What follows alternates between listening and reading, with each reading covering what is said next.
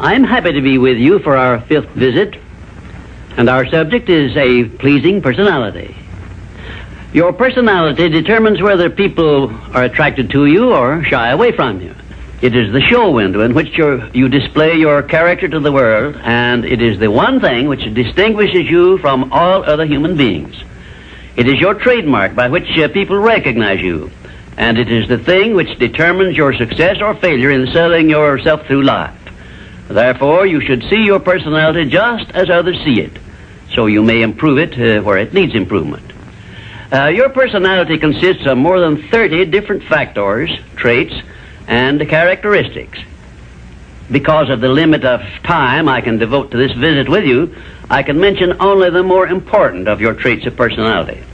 But before I begin to describe these traits, I want you to know that every trait which goes into your personality is under your control, and you can improve it so it will be whatever you want it to be.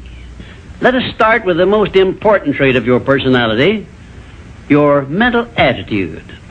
This is the trait with which you attract people to you and cause them to like you, or repel them and cause them to dislike you. Your mental attitude must be positive if you attract people to you. How do other people know whether your mental attitude is positive or negative, you may ask? Well, the answer is easy. First of all, other people tune in and pick up your mental attitude by telepathy without your saying a word or making a move. But there are other ways they can tell whether your mental attitude is negative or positive.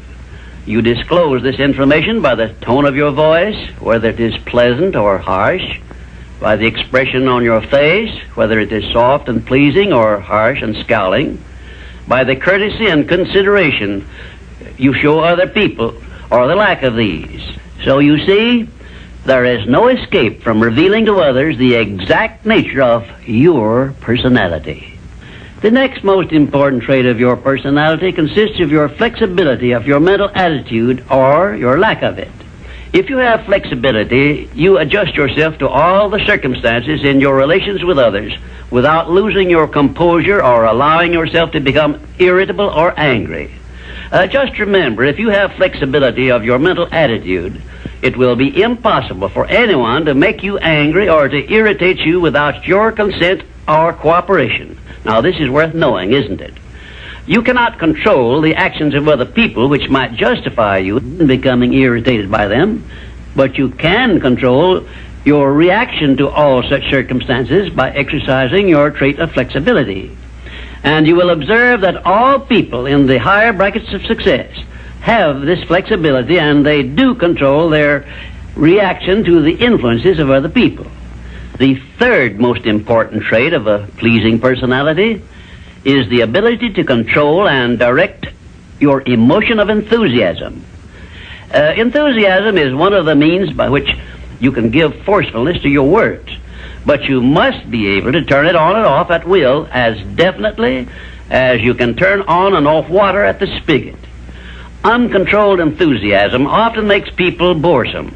It also may open wide the window to one's mind through which other people may enter and influence one in ways he does not wish to be influenced.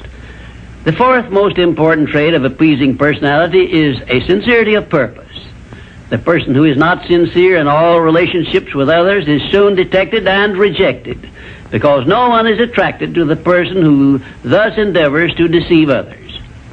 Sincerity is one quality of character which cannot be successfully faked, not even by the most astute rascal or the most efficient actor, because insincerity evermore carries with it some warning sign which other people recognize. You have only to go back into your own experience with insincere people to prove the truth of what I have stated. There are 26 other important traits which give one a pleasing personality, but I do not have time to give them to you in this visit. Now let us turn our attention to some of the common habits which destroy a pleasing personality. Please check yourself as I describe these negative habits, and you may make discoveries about yourself sufficient to enable you to rebuild your entire personality so it will become a master salesman in your behalf. 1.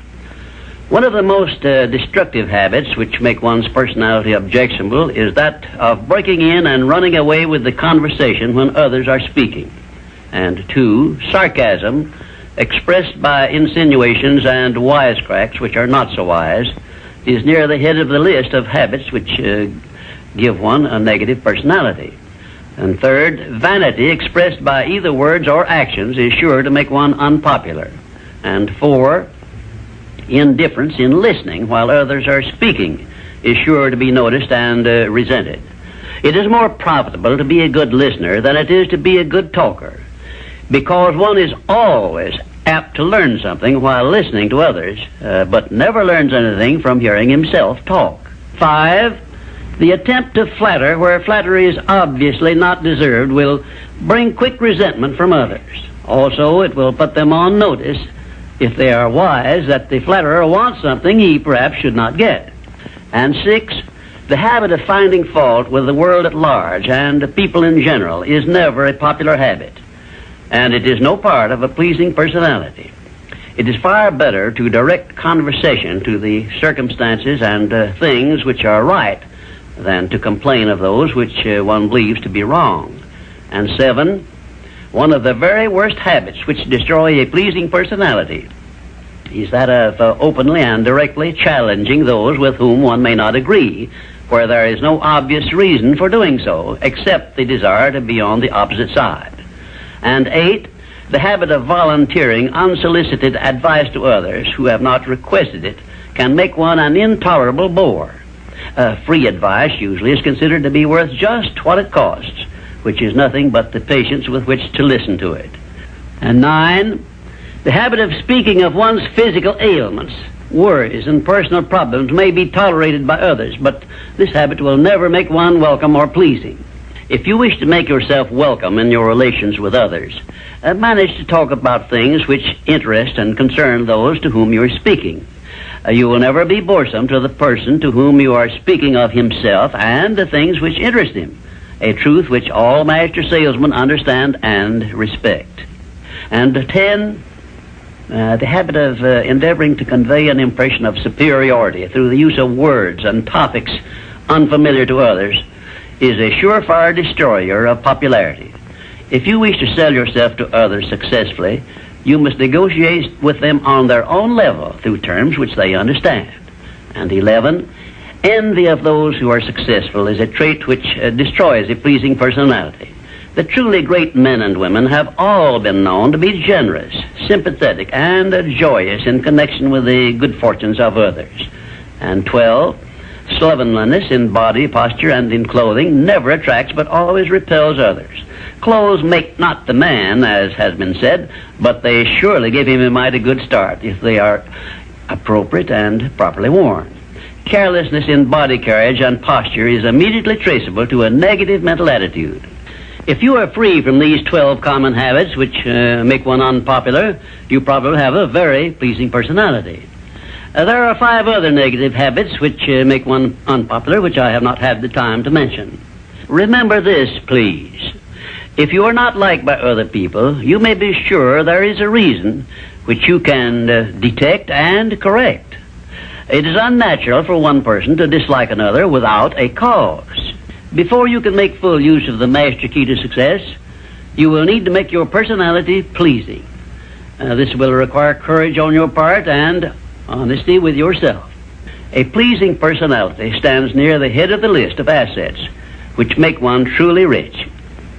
I was impressed with this truth many years ago when I heard Andrew Carnegie say that he paid his right-hand mastermind ally, Charles M. Schwab, $75,000 a year for the services he rendered directly. But he often gave Mr. Schwab a bonus at the end of the year of $1 million for the influence he exerted on his associate workers because of his pleasing personality. You see, therefore, Andrew Carnegie, who has been said to have been the greatest judge of men this nation has ever known, placed a value on a pleasing personality of more than 10 times as much as he valued the personal services of his right-hand man. Perhaps this will give you a clue that may help you up the market value of your personality.